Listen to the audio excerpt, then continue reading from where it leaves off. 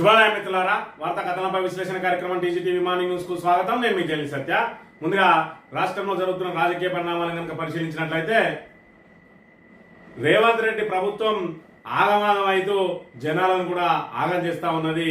మరి ఇక్కడ ఆగమేఘాల మీద 42% రిజర్వేషన్ అమలుకు జీవోను జారీ చేసి ఒకవైపు కోర్టులో కేసు పెండింగ్ లో ఉండగానే షెడ్యూల్ ప్రకటించి 9వ తేదీ నుంచి నోటిఫికేషన్ రిలీజ్ చేస్తామని చెప్పి ఉవ్విళ్ళూరుతున్నటువంటి మరి ఇక్కడ రేవంత్ రెడ్డి ప్రభుత్వం రిజర్వేషన్ల ప్రక్రియలో మాత్రం మరి ఇక్కడ దాని మీద పూర్తి స్థాయిలో అధికారులు నిర్లక్ష్యం వహించినట్టుగా కనబడతా ఉన్నది.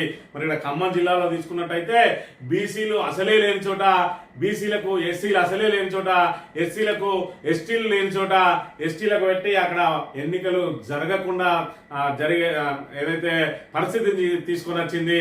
మరోవైపు ఒకే కుటుంబం ఉన్న చోట అదే ఒకే కుటుంబం ఉన్నటువంటి కులానికే ఆ రిజర్వేషన్ వర్తించడం అక్కడ ఏకగ్రీవమే కానుండడం బట్టి చూస్తా ఉంటే అధికారులు రిజర్వేషన్ల ప్రక్రియను ఎంత నిర్లక్ష్యంగా తీసుకున్నారు. ప్రభుత్వం కూడా మరి ఇక్కడ ఏదైతే ఎన్నికల ప్రక్రియ మీద అంటే స్థానిక సంస్థల ఎన్నికల మీద ఎంత నిర్లక్ష్యంగా ఉన్నదో మనం ఇక్కడ గమనించవచ్చు. మరోవైపు చూసుకున్నట్టయితే ఆల్రెడీ మరి ఇక్కడ కాంగ్రెస్ అభ్యర్థుల కేటాయింపు కోసం మరి ఇక్కడ ప్రయత్నాలు ముమ్మరం చేసింది. 5వ తేదీలోపే మరి ఇక్కడ పూర్తి స్థాయిలో జెడ్పీటీసీ అభ్యర్థులను ముగ్గురు చొప్పున ఎంపిక చేసి ఇవ్వమని అంటా ఉన్నది. మరోవైపు మరి ఇక్కడ ఏదైతే స్థానిక ఎన్నికలు జరిగే పరిస్థితి లేదు.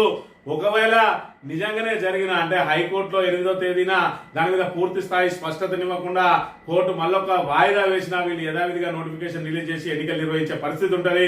మరి ఇక్కడ హైకోర్టు జోక్యం చేసుకొని ఒకవేళ ఎన్నికల ఆపమన్నా ప్రభుత్వం మళ్ళీ రివ్యూ పిటిషన్ వేసే అవకాశం ఉంటుంది, అంటే డివిజన్ బెంచ్ కు వెళ్లే అవకాశం ఉంటుంది. దాంతో కూడా ఎన్నికల ప్రక్రియను కొనసాగించాలని ప్రయత్నం చేస్తా ఉన్నది. కానీ ఎన్నికలు పూర్తయినా ఒకవేళ ఎన్నికలే జరిగి కౌంటింగ్ పూర్తయినా కూడా మరి ఇక్కడ ఎవరైనా హైకోర్టును దాటి సుప్రీంకోర్టు వరకు వెళ్ళినా ఎన్నికలు మాత్రం నిలిచిపోతాయి. మహారాష్ట్రలో అదే పరిస్థితి జరిగింది. ఎన్నిక పూర్తయి మరి ఇక్కడ అభ్యర్థుల ఎంపిక లెక్కింపు జరిగిన తర్వాత కూడా ఎన్నికలను రద్దు చేసిన పరిస్థితి నెలకొన్నది. కాబట్టి మరి ఇక్కడ అభ్యర్థులు ఎవ్వరు కూడా తొందరపడద్దు అని చెప్పి ఒకవైపు మరి ఇక్కడ బీజేపీకి సంబంధించిన ఈటల రాజేందర్ లాంటి వాళ్ళు కూడా బాహాటంగానే చెప్తున్న పరిస్థితిని మనం ఇక్కడ గమనించవచ్చు. మరోవైపు ప్రభుత్వం ప్రజలను ఇబ్బందులకు గురి చేయకుండా ఏదైతే ఇలాంటి పరిస్థితులు లీగల్ పరిస్థితులు తలెత్తకుండా చర్యలు చేపట్టాల్సిన ప్రభుత్వమే ఇప్పుడు ప్రజలను ఇబ్బందుల్లోకి నెట్టే పరిస్థితులను తీసుకొని వచ్చింది. ఒకవేళ ప్రభుత్వం ఇదే మొండి వాదనతోటి ఏదైతే గతంలో మరి ఇక్కడ గ్రూప్ 1 ఏదైతే హైకోర్టు సింగిల్ బెంచ్ ఆపింది, మేము డివిజన్ బెంచ్ కు పోయి నియామక పత్రాలు ఇచ్చినామని చెప్పి ఇదే విధంగా హైకోర్టును మేము ఈ బెంచ్ నుంచి పై బెంచ్ కు పోయి ఏదో కొనసాగిస్తామని చెప్పి ప్రయత్నం చేస్తే గతంలో చూసినాం మనం.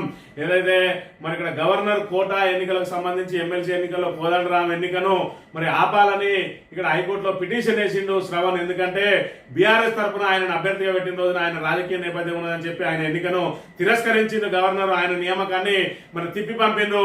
మరి ఇదే కోదండరాము పార్టీ పెట్టుకొని ఉన్నాడు. మరి ఆ పార్టీ అధ్యక్షునికి ఏ విధంగా ఇస్తారని ఆయన కోర్టుకు పోతే కోర్టులో మరి అక్కడ సింగిల్ బెంచ్ ఆ ఎన్నికను నిలిపివేయమన్నది. నిలిపివేయంటే డివిజన్ బెంచ్ కు పోగానే డివిజన్ బెంచ్ లో మరి ఇక్కడ ఏదైతే హైకోర్టు సింగిల్ బెంచ్ ఇచ్చిన స్టేను వాళ్ళు రద్దు చేయడంతో వెంటనే గవర్నర్ తోటి నియామకం చేయించి హడావిడిగా ప్రమాణ స్వీకారం చేయించిండు.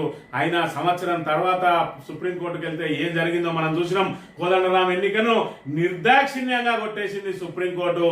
రేపటి రోజున స్థానిక సంస్థల ఎన్నికలకు కూడా మరి ఇక్కడ ఈ హైకోర్టు కనుక జోక్యం చేసుకోకపోయినా లేదంటే హైకోర్టు వాయిదా వేసి విచారణకు మళ్ళీ తేదీనిచ్చిన ప్రభుత్వం ఇదే విధంగా ఎలక్షన్ జరిపే ప్రక్రియ చేపట్టినచో మరి ఇక్కడ సుప్రీంకోర్టుకు వెళ్ళిన ఎవరైనా వెళ్తే ఖచ్చితంగా ఎన్నికైన తర్వాత కూడా ఎన్నిక పూర్తయిన తర్వాత కూడా నిలిచిపోయే అవకాశం ఉంటుంది, ఎన్నిక రద్దయ్యే అవకాశం ఉంటుంది. కాబట్టి ప్రజలను ఈ రకంగా ఇబ్బందులు పెట్టడం ఎంతవరకు సమంజసమని ఇక్కడ బీజేపీ ఎమ్మెల్యే బహిరంగంగానే ప్రశ్నిస్తున్న పరిస్థితిని మనం ఇక్కడ చూడాలి.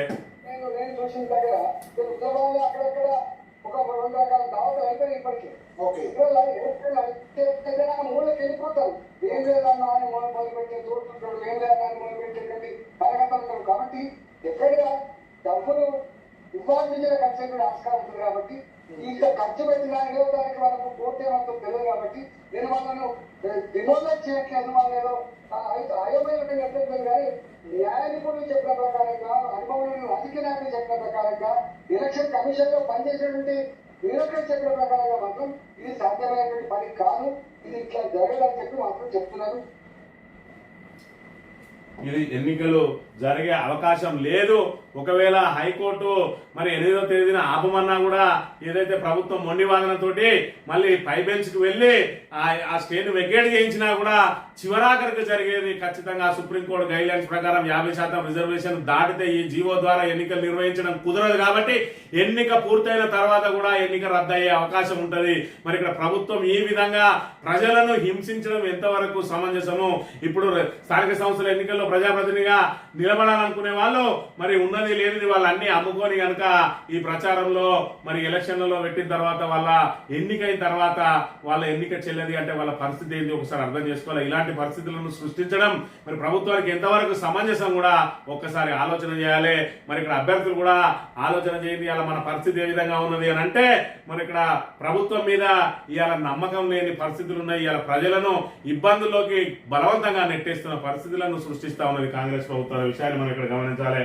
మంత్రి నియోజకవర్గానికి సంబంధించిన వార్తలు కనుక చూసుకున్నట్టయితే మంత్రి నియోజకవర్గానికి సంబంధించి పోలీసులు పూర్తిగా రజాకారులాగా వ్యవహరిస్తా ఉన్నారు. కాటారం సిఐ నాగార్జునరావు మరి ఇక్కడ అక్కడ మండల పార్టీ అధ్యక్షుడిని రాత్రి అరెస్ట్ చేసి మరి ఆయన మీద పూర్తి స్థాయిలో చేసుకొని మరి ఇక్కడ ఆయన తాగిన మైకంలో తాగిన మత్తులో మరి ఇక్కడ అధికార పార్టీ అడుగులకు మడుగులొక్కుతూ ఆయనను హింసించే ప్రయత్నం చేస్తే కోర్టు మొట్టికాయలేసి మరి ఆయనకు బెయిల్ మంజూరు చేసింది 15 నెలల క్రితం. మరి ఇక్కడ ఆ కేసు నమోదైందని చెప్తే ఇలా బాగా తాగిన తర్వాత గుర్తొచ్చి ఆయన రాత్రి పోయి ఆయనను పట్టుకొని వస్తే మరి అదే రీతిలో కోర్టు కూడా బుద్ధి చెప్పింది. పోలీసుల వ్యవస్థ ఇప్పటికైనా మారాలి అని చెప్పి మరి నిన్నటి రోజున పుట్టా మధుకర్ గారు కాటారం మండల కేంద్రంలో మరి ఇక్కడ అంబేద్కర్ డాక్టర్ బాబాసాహెబ్ అంబేద్కర్ కు మరి ఇక్కడ పూలమాల వేసిన తర్వాత ఇక్కడ భారత రాజ్యాంగం అంబేద్కర్ రచించినటువంటి రాజ్యాంగం అనకుండా దుద్దిల రాజ్యాంగాన్ని అమలు చేస్తా ఉన్నారు పోలీసులు. మీరు ఇదే విధంగా ప్రవర్తిస్తే ఖచ్చితంగా మీరు ప్రభుత్వం మారిన తర్వాత మిమ్మల్ని శంకరగిరి మారియానికి పంపక తప్పదు. మీరు ఏ పొక్కలో ఉన్నా కూడా పట్టుకొచ్చి మీకు తగిన శాస్తి చేస్తామని కూడా హెచ్చరించడం జరిగింది. అదే విధంగా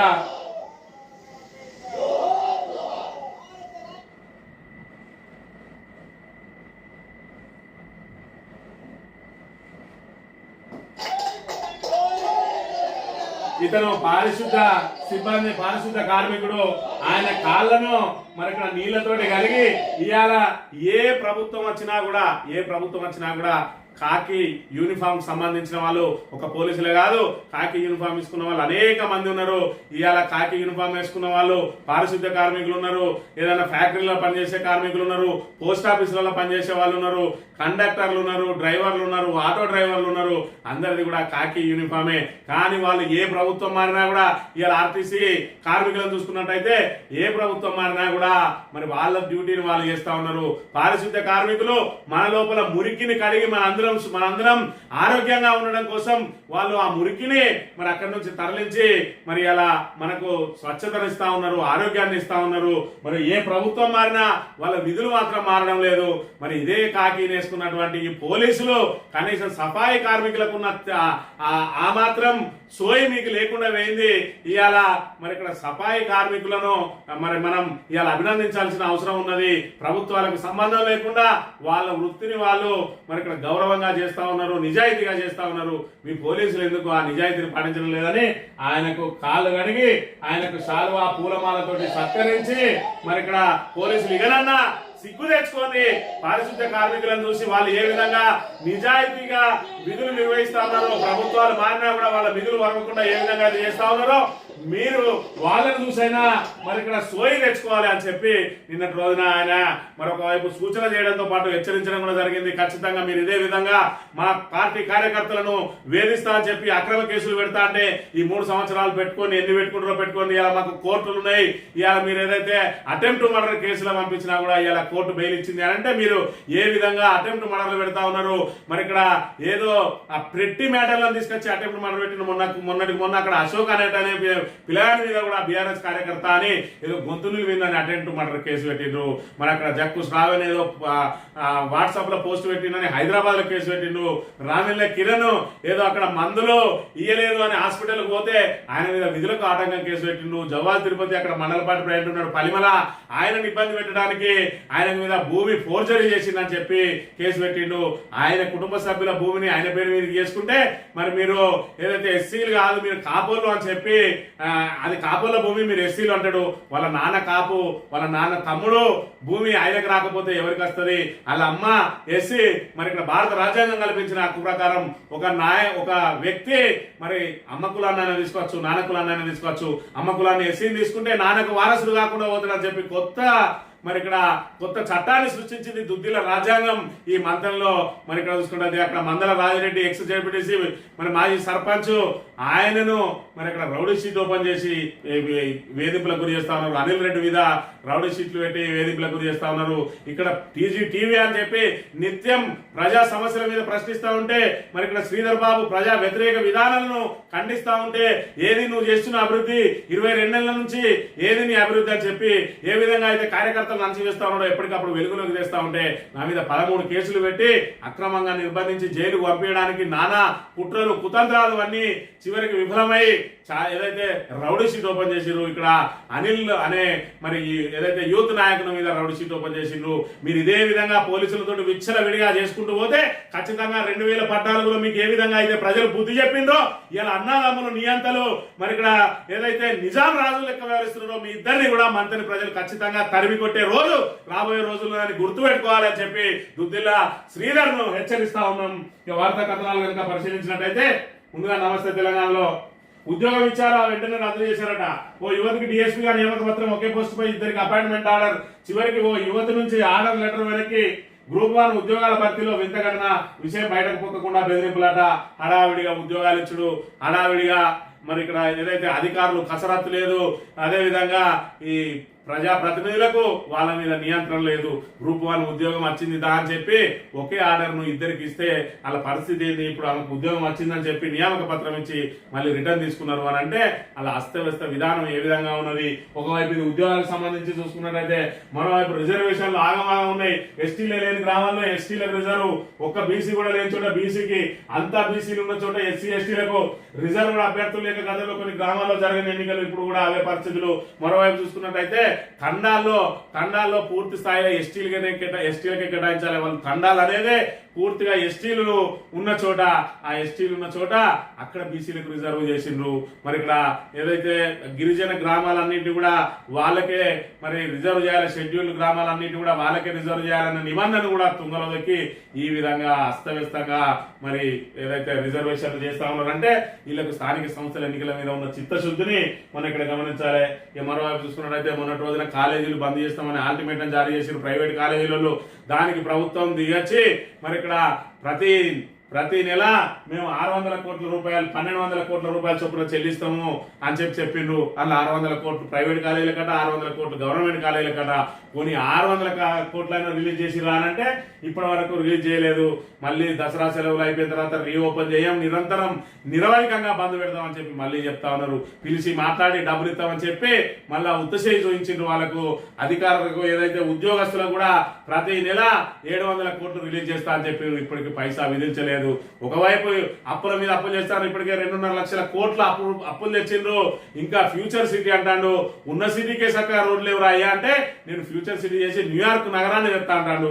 ఈ చదువుకునే పిల్లలకు సంబంధించిన పైసల బకాయిలు కట్టువంటే కట్టడు, ఆరోగ్యశ్రీ బకాయిలు కట్టువంటే కట్టడు, ఉద్యోగులకు ఇవ్వాల్సిన పిఆర్సీ బకాయిలు కట్టువంటే కట్టడు, వాళ్ళకి రావాల్సిన డబ్బులు ఇవ్వంటే ఇయ్యడు.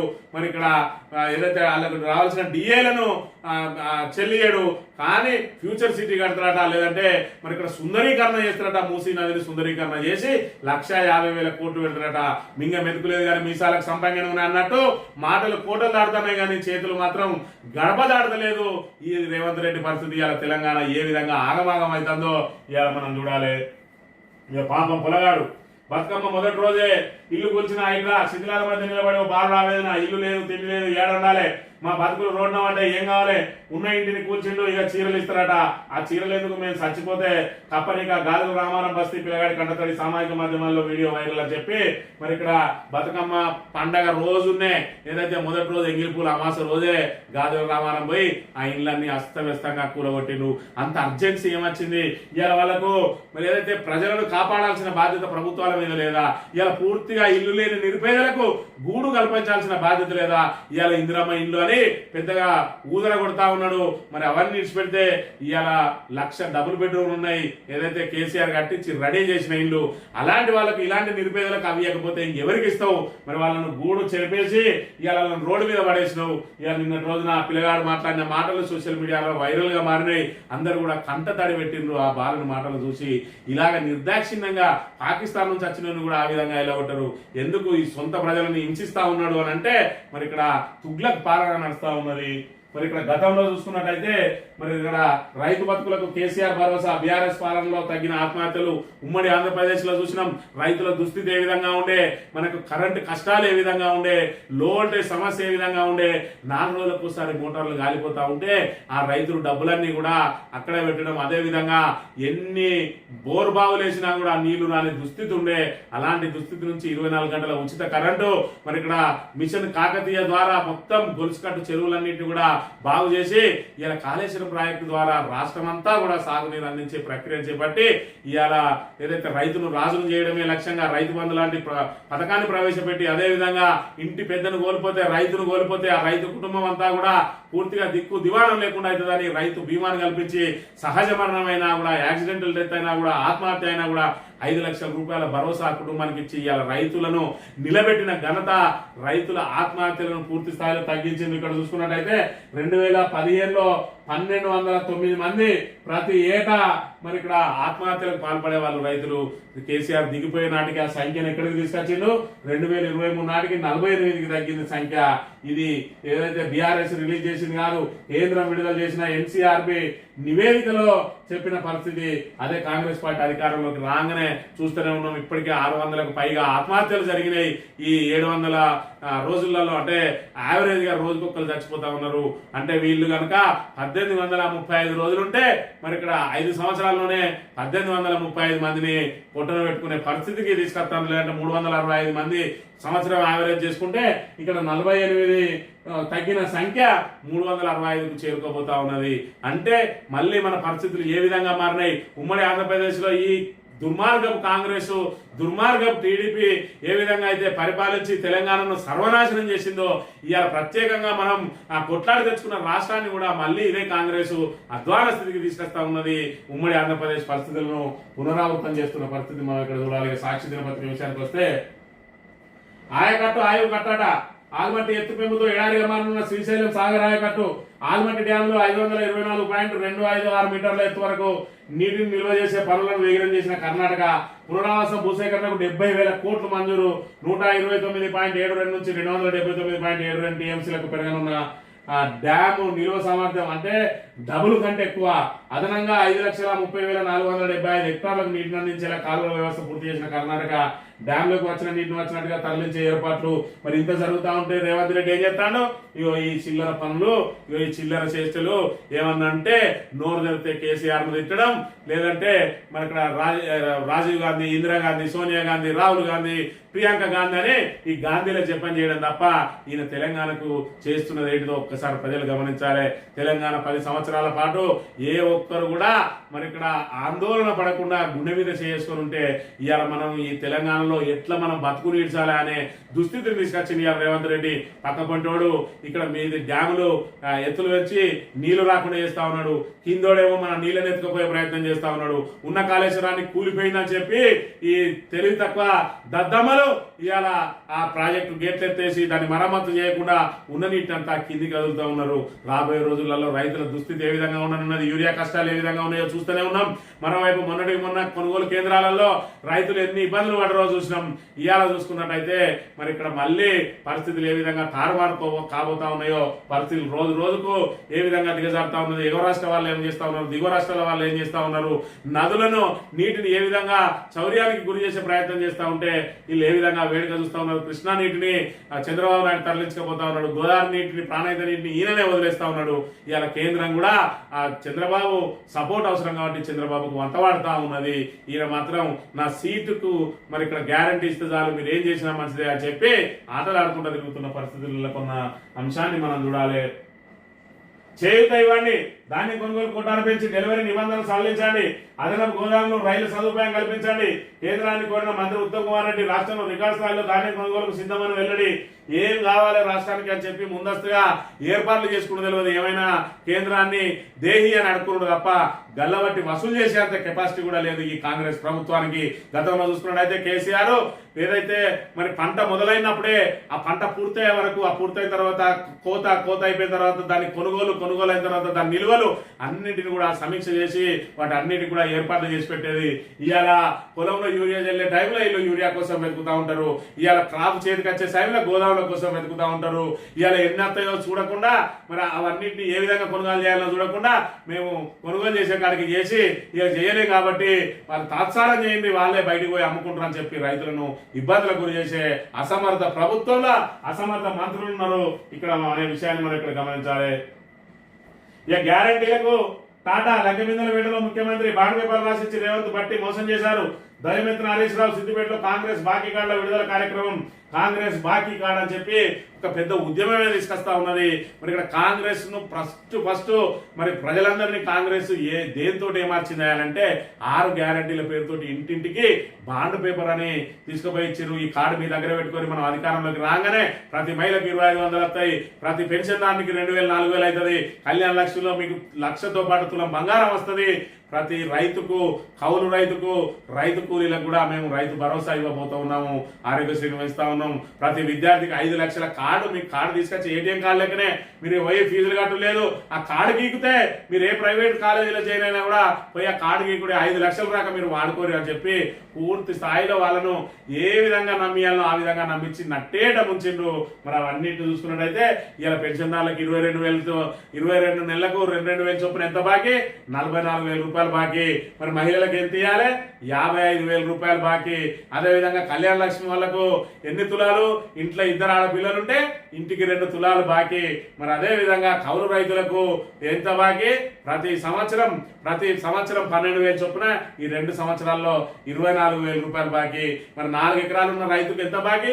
ఇప్పటికే మరి 50,000-60,000 రూపాయలు బాకీ పడ్డారు.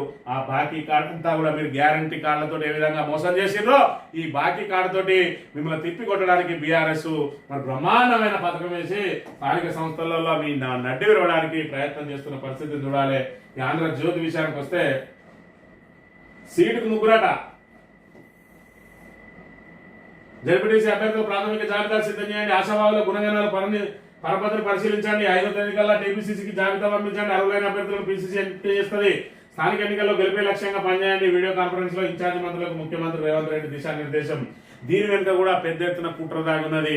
ఇవాళ ముగ్గురుని ఇంత హడావిడి ఎందుకు చేస్తా ఉన్నాడంటే రేపటి రోజున హైకోర్టు ఒకవేళ ఆపినా కూడా 1-2 నెలలు ఆగిన తర్వాత ఆయన ఏదైతే ఈ రిజర్వేషన్ల ప్రకారం ఒకవేళ రేపటి రోజున ప్రభుత్వం మరి ఇక్కడ ఎన్నికలకు పోతా అన్న హైకోర్టు ఆపేసినా, వీళ్ళు ఆపినా ఆపకపోయినా మరి ఖచ్చితంగా 2-3 నెలల్లో మళ్ళీ ఎలక్షన్ చేయాలి. ఖచ్చితంగా 42% అమలు కాదు కాబట్టి పార్టీ పరంగా అమలు చేయాలంటే ఇప్పుడున్న రిజర్వేషన్ల ప్రకారం అభ్యర్థులను కనుక ఎంపిక చేసుకుంటే మరి ఇక్కడ రేపటి రోజున ఆ రిజర్వేషన్లను కొట్టేసిన తర్వాత ఆ జీవోలు కొట్టేస్తే మళ్ళా 42% నుంచి 23% వస్తుంది.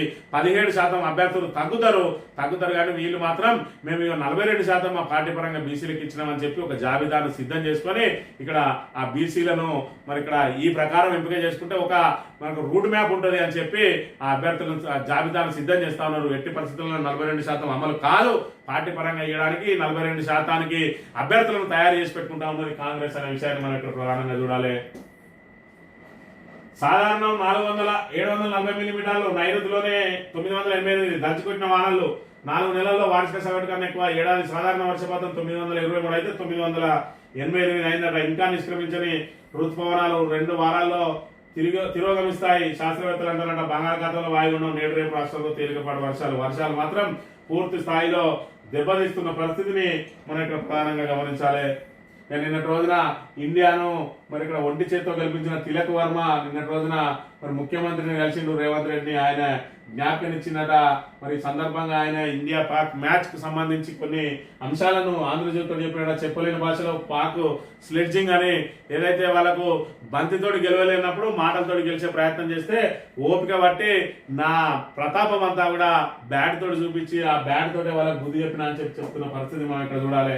ఇక ఈనాడు తిరుపతి విషయానికి వస్తే విరాళం ఇద్దాం తర్వాత వేద్దాం, లంచాలతో అసెంబ్లీ ఎన్నికల ప్రచారానికి నిధులు, విద్యుత్ శాఖ ఇంజనీర్ల దోపిడీలో కొత్త కోణం, గెలిచాక తమకు అన్ని విధాల మద్దతు ఇచ్చేలా ఒప్పందం, ముగ్గురు కలిసి కోవిడ్ సమర్పణ, వసూలు రాయాలపై ప్రభుత్వ విచారణ. అంటే కాంగ్రెస్ ఎమ్మెల్యేలకు ఈ విద్యుత్ మరి ఇక్కడ అధికారులు ఇచ్చి మాకు అనుకున్న కాడ పోస్టింగ్ ఇయ్యని చెప్పి ఆ అసెంబ్లీ ఎన్నికలప్పుడు వాళ్ళకు నిధులు ఇచ్చిందట. నిధులు ఇచ్చి ఇప్పుడు దోపిడీకి పాల్పడతా ఉన్నారు. మరి కాంగ్రెస్ ప్రభుత్వం అంటే దోపిడీకి మరి ఇక్కడ ఏదైతే రెడ్ కార్పెట్ వేసినట్టే కాబట్టి మరి యథేచ్ఛగా రోజు చూసుకుంటా ఉన్నాం. ఏసీబీ యావరేజ్ గా రోజుకు 4 నుంచి 5 ఏసీబీకి ట్రాప్ అవుతా ఉన్నారు. అంటే రాష్ట్రంలో అవినీతి ఏ విధంగా పెచ్చరిల్లిపోతా ఉన్నదో మనం ఇక్కడ ప్రధానంగా చూడవచ్చు. 5వ తేదీ నాటికి అభ్యర్థుల పేర్లు పంపండి అని చెప్పి మరి ఇక్కడ ఖచ్చితంగా మరి ఏదైతే వాళ్ళు 42% పార్టీ పరంగా ఇవ్వడం కోసం జాబితాను సిద్ధం చేసుకుంటా ఉన్నారు. ఎట్టి పరిస్థితులలో స్థానిక సంస్థల ఎన్నికలు జరగవని తెలిసి కూడా ఇవాళ మరి ఏదైతే షెడ్యూల్ రిలీజ్ చేసిండ్రు మరి ఇక్కడ 8వ తేదీన కరాఖండిగా మరి ఇక్కడ ఏదైతే హైకోర్టు చెప్పి ఎలక్షన్ ను ఆపితే మరి ఇక్కడ పర్లేదు, ఒకవేళ కోర్టు కనుక మళ్ళొక వాయిదాను తీసుకున్నట్టయితే ఈ లోపల వీళ్ళు నోటిఫికేషన్ రిలీజ్ చేసి ఎలక్షన్ కు ముందుకు పోతే ఆల్రెడీ అభ్యర్థులు ఖర్చులన్నీ పెట్టుకున్న తర్వాత మరి ఆ కోర్టు ఎన్నికల ప్రక్రియ నిలిపేసిన లేదంటే సుప్రీంకోర్టుకు పోయి ఎన్నికల ప్రక్రియను ఆఫ్ చేసిన ఈ అభ్యర్థుల పరిస్థితి ఏంది ఒకసారి ఆలోచన చేయాలి. ప్రజలను కాపాడాల్సిన బాధ్యత ఇలా ప్రభుత్వాల మీద ఉంటది. ప్రభుత్వాలే ప్రజలను హింసిస్తా ఉంటే ప్రజలు ఎవరికి చెప్పుకోలేని దుస్థితి ఇలా తెలంగాణలో నెలకొన్నది. మొత్తానికైతే మరి ఇక్కడ వాళ్ళు రాజకీయ ఎత్తుగళ్ల కోసం బీసీలను ఏ విధంగా ఆటలాడుకుంటున్నారు అనేది మరి ఖచ్చితంగా ప్రతి బీసీ గమనించాలి. రాబోయే స్థానిక ఎన్నికలలో బీసీలు సంఘటితమై కాంగ్రెస్ ను బొందబెట్టడానికి ముందుకు రావాలని కోరుతూ ఇది ఈ రోజు మ్యాన్ న్యూస్ తిరిగి. Thank you very much.